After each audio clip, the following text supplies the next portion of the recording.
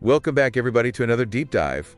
Today, we're tackling something pretty important, employee well-being and Yeah, how it all ties into making companies successful. yeah, We've got like a whole bunch of stuff to dig through, reports and articles on all the new wellness trends, Right. even some case studies. yeah. Those are always my favorite. So our goal, we're really trying to figure out how much investing in healthy employees can actually make a difference to a company's bottom line. And I think what's really cool about all this material is it's not just about, are you physically healthy? Right. It's about the whole picture of well-being, Yeah. mental, social, even spiritual. Okay, so let's get into that holistic well-being idea.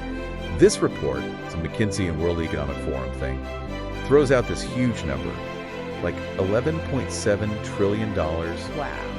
global Yeah. in terms of potential economic value. Can you break that down? How does taking care of employees turn into that much money? So that $11.7 trillion, it's like the total estimated value we could get globally if we really prioritize employee well-being. There are a bunch of reasons for it. Two things really jump out. Enhancing productivity, and then there's this thing called presenteeism. Presenteeism, what is that? So presenteeism is basically when someone goes to work even though they don't feel well. Huh. Could be physically, could be mentally. They're there, but their mind's not in it. So their work suffers. It's like, imagine trying to run a marathon, but you've got a sprained ankle. Ouch. You're kind of there, but you're definitely not performing the best. Okay, I see. So you're saying tackling this presenteeism thing and finding ways to help employees perform at their best, that's what drives that potential economic value. Exactly. The report really emphasizes making the work environment supportive across all those dimensions of well-being. Yeah. So employees can really show up as their best selves. Makes sense. But what does the data say about, how healthy employees actually are right now? Are we seeing this holistic approach in workplaces? Well, it's a mixed bag, honestly. Okay. People are starting to realize that employee well-being is important, but we still have some big problems, and it's not the same for everyone. Oh, you mean like disparities? Yeah, one study showed that only about half of employees globally say they have good holistic health. Mental, physical, social, and spiritual. And it gets even more interesting when we look at specific groups of people. So some groups are less healthy than others. That seems like it connect to, talking between employees and employers, making sure companies listen to what different employees need. Absolutely. The data shows minority groups often report lower well-being, and they actually make up most of the workforce. We're talking women, LGBTQI+ folks, younger workers, people with lower incomes, and neurodivergent people. They often face different challenges at work that affect their whole well-being. Wow, that's kind of alarming. It seems like companies need to move away from the one-size-fits-all approach to this and really think about what each group of employees needs, and that means talking.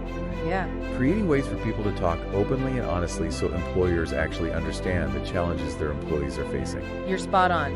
Open communication is super important for creating a workplace where everyone feels heard, respected, and supported. The reports we've been looking at, they suggest that companies aren't always truly measuring how their employee health investments are working, right? It's not just about how much money they spend, but how they spend it and who it helps. Oh, that's a really important point. The research really pushes for this change, right? It's not enough to focus on individual health. We need to create healthier teams, healthier jobs, and a healthier whole organization. And that needs a more strategic approach using data. So we're talking about going beyond the superficial perks Yeah, and really getting into the deeper stuff that affects employees' health and well-being. And exactly. it sounds like data's key to that, right? Yeah. It helps companies understand where they are, where they need to go, and how to get there. The reports actually lay out this four-step approach, very practical, that really emphasizes using data. And the first step is getting a grasp of the current state of employee health in your company. That could be surveys, focus groups, even looking at existing HR data. Okay, so data's the foundation. Uh-huh. What's next? So once you've got that baseline, step 2 is calculating the potential return on investment, the ROI, of putting money into employee health. Okay. People skip this step a lot, but it's super important to make the business case, Yeah, I bet this is where that big $11.7 trillion figure comes in. Right. It's not just about doing the right thing, it's showing it's good for business, too. Oh, exactly. When you factor in things like lower healthcare costs, better productivity, and less people quitting, you can show the real financial benefits of investing in a healthy workforce. Right, so it's not just warm fuzzies, it's about hard numbers and the bottom line. I like it. What's step 3? Step 3 is all about testing stuff out with pilot programs. Okay. Instead of going all in at once, you try things out, gather data on if they're working, and then maybe roll them out company-wide. Smart. Test, learn, iterate. What's the final step? Step 4 is all about keeping an eye on things over time. You track key metrics, how employees score on well-being, productivity levels, absenteeism rates. This shows if the efforts are actually working, if you need to make changes, and it demonstrates the value of the investment. Okay, so our 4 steps are understand, calculate, pilot, and monitor. But do we have, real companies actually doing this? Any success stories? Oh, absolutely. The reports have some amazing case studies that highlight what companies are actually doing to make their employees healthier. One that really stuck with me was Swiss Re, the reinsurance company. Okay. And they made this program for metabolic health, specifically for their UK employees. Oh, interesting. What did that look like? So they started with this onboarding survey to see what were the risk factors for metabolic problems. Okay. And based on that, they gave people access to this digital platform with stuff about nutrition, sleep, exercise, even mental well-being. It was really holistic. That's cool. So they used data to find a specific need and then made a program to address it. Did they get any good results? Oh yeah, the results were impressive. People in the high-risk group, they lost, on average, 6% of their body weight. Wow. Their blood fat profiles improved by 20%. And get this, their overall well-being scores went up by 50%. 50%. That's huge. It really shows how powerful a data-driven approach can be, and how targeted interventions can really make a difference. Right. It shows that putting money into employee health isn't just about saving money. It's about actually making people healthier. Are there any other case studies that stood out to you? Oh, there's another one on the sportswear company. They did this huge well-being program with a self-care library, coaching sessions, even internal well-being workshops. Sounds like they really went all out. What kind of results did they see? Oh, their return on investment was incredible. They saw a 5% bump in productivity related to presenteeism, a 30% drop in people leaving the company voluntarily, and they saved $500,000 globally on HR costs related to mental health. Wow. So not only did they improve employee health and well-being, but they actually saved money too. That's a pretty strong argument for putting resources into this stuff. I think so. It really shows that creating a healthy, supportive environment benefits both the employee and the company. It's win-win. These case studies, they're really inspiring. They show it's possible to create a workplace where employees actually thrive and the company benefits too. But it's got to be tough to actually do this, right? There must be tons of challenges when it comes to promoting well-being in a real company. Oh, for sure. It's definitely not a walk in the park. It's not just about throwing some programs together or offering a few perks. You need a total shift in thinking and culture to create a really healthy and supportive place to work. Right, it's got to be deeper than just surface level stuff. So how do you get there? How do you create that lasting culture of well-being? What does it actually look like day to day? Well, one thing that really stands out is when well-being is part of the company's main goals. Okay. It's not just some side project or an HR thing. It's actually woven into the company's mission, So it's got to be seen as essential to the company's success, not just a nice extra. Exactly. When companies really believe that taking care of employees is crucial to their success, it'll show up in their planning, their budget, how they measure performance, everything. Yeah, that makes sense. If you're really serious about something, it shows in what you actually do. What else is important for building that culture? Another big thing is leadership commitment. It can't just be the CEO talking about well-being, Right. Leaders at every level need to really support it and actually live it. They got to take care of their own well-being, set healthy boundaries, and encourage their teams to do the same. So leading by example. Exactly. It's about showing, not just telling. And it's about making sure employees feel like it's actually okay to put their well-being first. That means having policies and practices that support work-life balance, mental health, all of it. Okay, so stuff like flexible work arrangements, good parental leave, mental health benefits, even just making the actual workspace a place that promotes well-being. Yeah, all of that. It's about creating a place where employees feel supported and actually encouraged to use the resources available to them. This all sounds awesome in theory, but how do you measure something like culture? It's kind of intangible, right? Are there tools or metrics companies can use to track how they're doing in building a healthy culture? That's a great question. It's a tricky one for sure, measuring culture, but it can be done. There are a few different approaches. Oh, like what? How can companies get a grasp on their culture? Well, one way is to do employee surveys that focus specifically on well-being and culture. These can give you amazing insights into what employees are experiencing, how they feel about things, and what they need. And it's super important to make those surveys anonymous so people feel safe, to be honest. Yeah, makes sense. Anonymity helps people speak their minds. What else can companies do? Another great approach is using qualitative methods like those focus groups or one-on-one interviews. Okay. Those deeper conversations can really uncover the little details of the culture and help you pinpoint what's helping or hurting employee well-being. So it's about going beyond the numbers, right? And actually hearing employees' stories and understanding their perspectives. You got it. And it's also important to track certain metrics that can give you a clue about whether the workplace culture is healthy.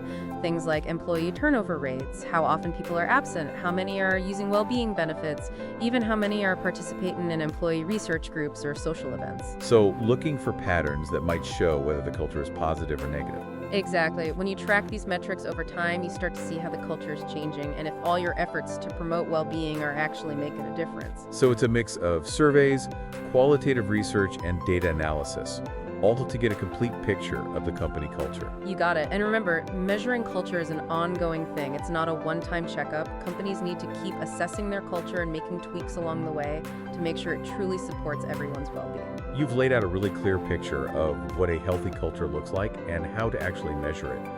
But I'm curious, what are some of the biggest hurdles companies face when they're trying to put these ideas into practice? What kind of roadblocks do leaders and HR folks run into? Even though the benefits of investing in well-being are pretty clear, there are definitely some obstacles along the way. And one of the most common is getting buy-in from leadership. Yeah, getting everyone on board with something new could be a challenge. How do you overcome that? Sometimes leaders just don't fully grasp the value of this stuff, or they see it as like a soft thing that's not as important as other business goals. In those cases, you really need to make a strong case for it, like a business case. Okay. Showing them data and evidence that it's not just the right thing to do, but that it makes good business sense. So speak their language, right? Show them the ROI. Exactly. Showing them how it can lower healthcare costs, boost productivity, and keep employees around longer can be really convincing for leaders who are focused on the bottom line. Makes sense. What other challenges come up? Another common one is just a lack of resources. Companies might not have the budget or the staff to put in place big well-being programs or give employees all the support they need. That's a real issue, especially for smaller companies or those with tight budgets. Any strategies for dealing with that? Well, remember that these initiatives don't have to be super expensive or complicated. Right. There are lots of low-cost or even free things companies can do. Sometimes just creating a more supportive and inclusive environment can make a huge difference. It's about those basics, right? Making employees feel valued and respected. Exactly. And it's about being creative and resourceful. There are tons of free or cheap resources online, and many local organizations offer programs and services that can help employees. So thinking outside the box and using what's already available. Right. Another big hurdle is resistance to change. Employees might be skeptical of new programs, or hesitant to embrace changes in the workplace culture. Yeah, I get it. Change can be scary, even if it's good for you. How can companies handle that resistance? One key is to be really clear and upfront about the goals, really explain why you're doing this and address any concerns people have. And it's important to involve employees right from the start. When they feel like they have a say and their opinions matter, they're way more likely to be on board with change. So it's about working together to create the solution, right? Right. And I think, honestly, one of the biggest challenges is simply knowing where to start. There's so much information out there about well-being interventions that it can feel overwhelming. Yeah, it's a jungle out there. What's your advice to companies that feel lost or overwhelmed? I'd say start by figuring out what you need. What are the biggest problems your employees are facing? What are your goals for improving well-being? Okay. Once you know that, you can start researching different interventions and figure out which ones are most likely to work for you.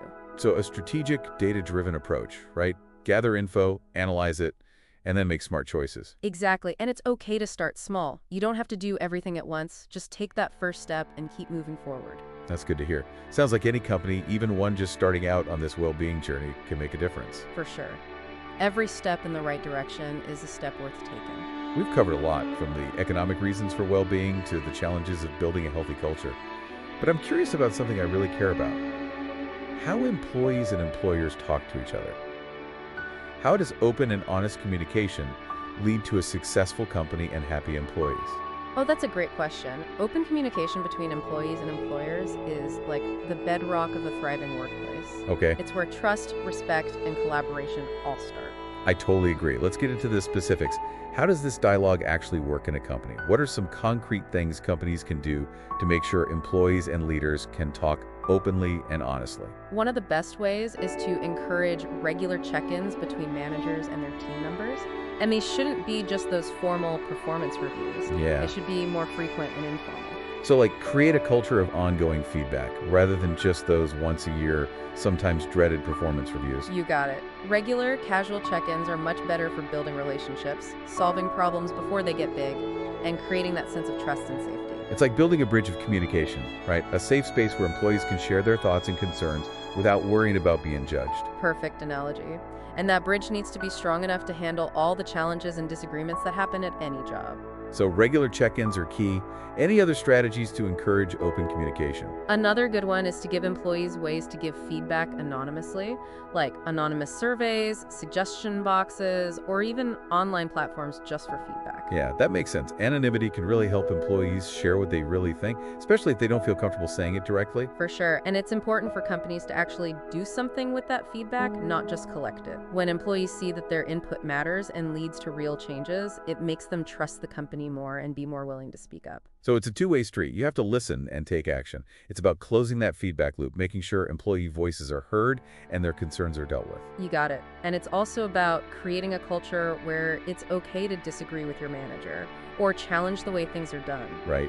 Open dialogue isn't about always agreeing, it's about having respectful and productive conversations, even when people have different opinions. That's so important. Creating a culture where people feel safe to speak up and share their thoughts, even if those thoughts are different from their bosses or their colleagues. Exactly. Psychological safety is huge for innovation, creativity, and problem solving. When employees feel safe to speak their minds, they're more likely to share ideas, question assumptions, and point out potential risks or opportunities that others might miss. It sounds like open dialogue isn't just good for employees, it's good for the company's performance too. Absolutely. When employees feel heard, respected, and valued, they're way more likely to be engaged, productive, and invested in the company's success. It's a win-win for everyone. The reports we've been looking at, they point out a specific challenge companies often have with employee well-being initiatives, measuring their impact. It's tough to put a number on the return on investment for things like well-being programs or mental health support. Any advice on how companies can overcome that? Yeah, that's a super common problem, and it often holds companies back from invested in well-being in the first place. The first thing is to clearly define what success means for you. Okay. What specific outcomes are you looking for with these programs? Okay. Is it fewer absences, higher productivity, better employee morale? So start with the end goal in mind. Exactly. Once you know what you're trying to achieve, then you can figure out which metrics will help you track your progress. Like if you're aiming to reduce absenteeism, you might track how many sick days each employee takes or how many people use mental health days. And if you want to improve morale, you could do regular surveys to see how satisfied and happy employees are. Exactly. It's about picking the right metrics, and you got to track them over time to see the trends and if your initiatives are actually working like you planned. So a data-driven approach again, right? Gather evidence, analyze it, and adjust as needed. You got it. Measuring the impact of well-being programs is an ongoing process. It needs constant attention, analysis, and adjustments. But the results can be huge. When companies can show the value of their investments, they can get buy-in for future programs and create that lasting culture of well-being. This makes perfect sense. We've talked about how employees and employers talk to each other and about measuring the return on investment for well-being. But let's switch gears a bit and talk about what companies can actually do to make the workplace healthier and more supportive. What are some concrete strategies? There are tons of options, and it really depends on your specific company and employees, but we can group them into a few main areas. One is the workplace culture and environment. Okay, so the overall feel of the place. What are some examples of things that can improve that? This is all about creating a place where employees feel appreciated, respected, and supported. It could involve things like encouraging work-life balance, building a sense of community, dealing with workplace stress, and making sure people can connect with each other socially. So a place where people actually want to come to work and feel like they can be themselves and do well. Exactly, a place where they feel like they belong and are part of something bigger.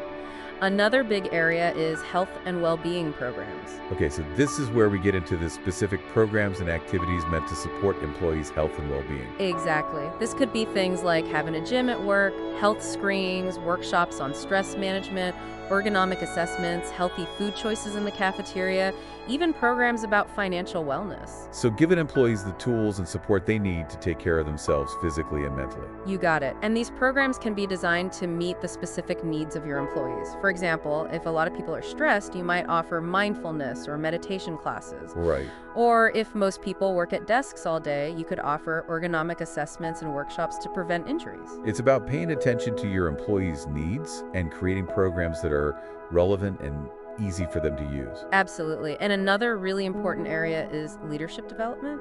How does that tie into employee well-being? Leaders are super important for creating a healthy and productive workplace.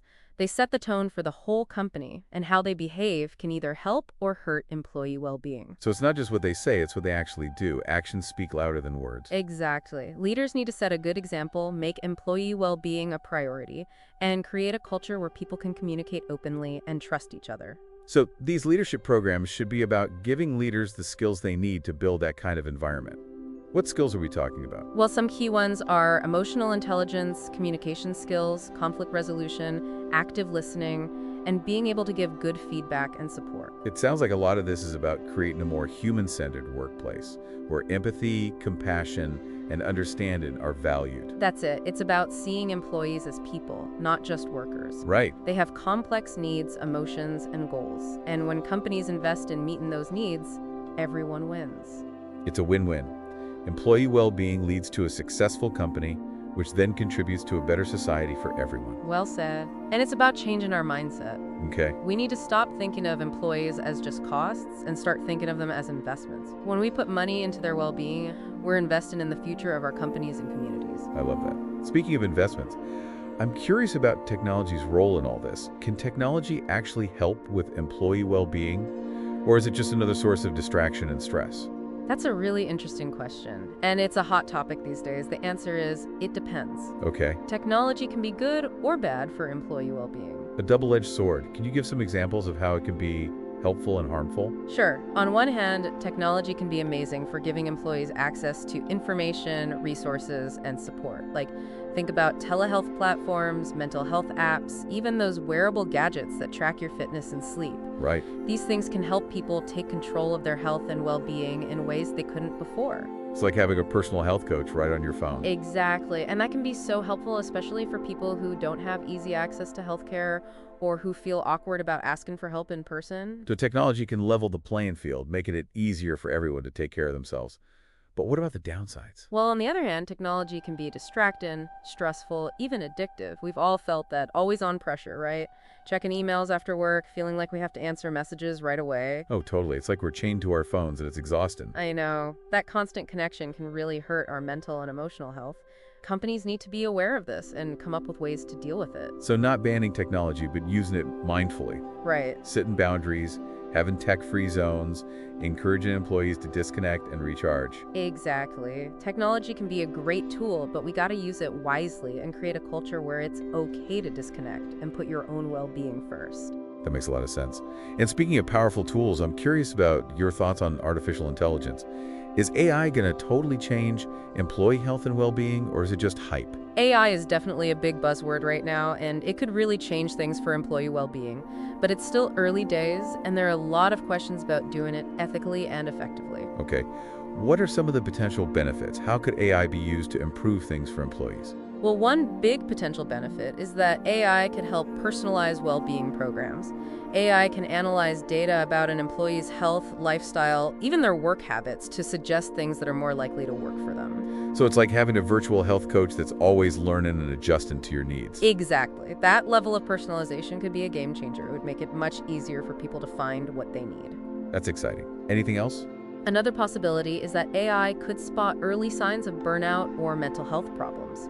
AI can look at data from emails, calendars, even social media to see patterns that might mean someone's struggling. Then company could intervene early and provide support before it gets serious. So a virtual safety net, that could be huge, especially in today's world where work is so fast-paced and demanding.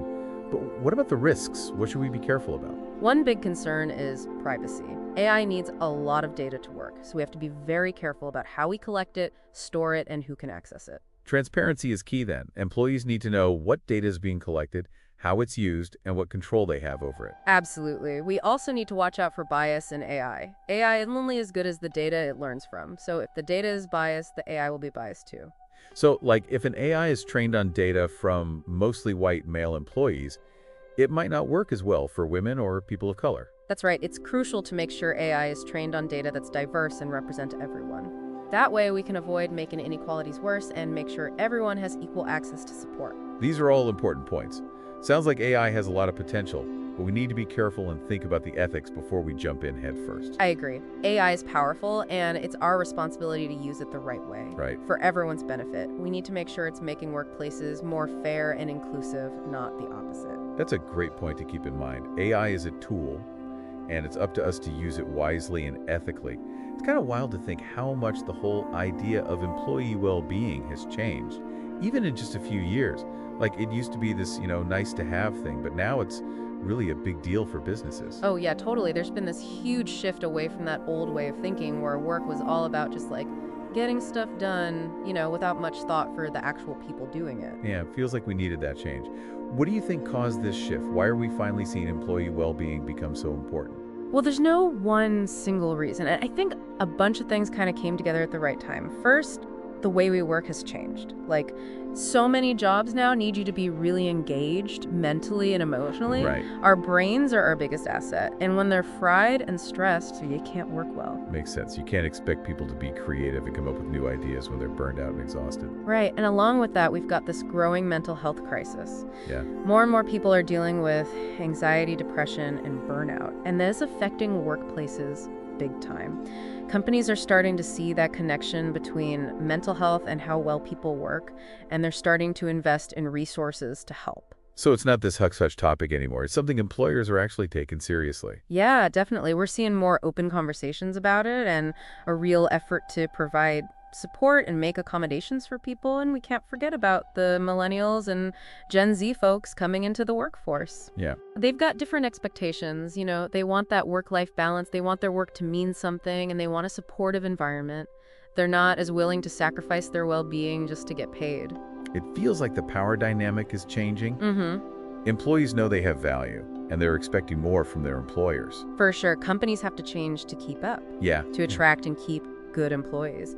And it's not just about that. There's also this idea of corporate social responsibility. Right. Companies are being held accountable for their impact on society, and that includes how they treat their employees. So it's not just about profits anymore. It's about doing the right thing, being ethical, and making the world a better place. Exactly. And that includes making a workplace where people can really thrive, not just get by. We're seeing this shift in everything from company policies to how they invest their money. It's a pretty exciting time to be part of this, but it can also feel kind of overwhelming. What advice would you give to leaders and HR folks who are just starting to focus on employee well-being? Where do we even begin? The most important thing is to listen to your employees. Okay. Don't assume you know what they need or want. Do surveys, have focus groups, talk to people one-on-one. Really try to understand what's working and what needs to change. So gather information and use it to plant your strategy. Exactly. And once you know what people need, be genuine and upfront in your approach. Okay. Don't just talk about well-being. Show that you really care about your employees and want to create a supportive environment. Actually do what you say you're going to do and be consistent. Walk the walk. Exactly. And remember, this is a journey, not a destination. Building a culture of well-being takes time, effort, and constant tension. There will be bumps in the road. Don't give up. Learn from those bumps and keep going.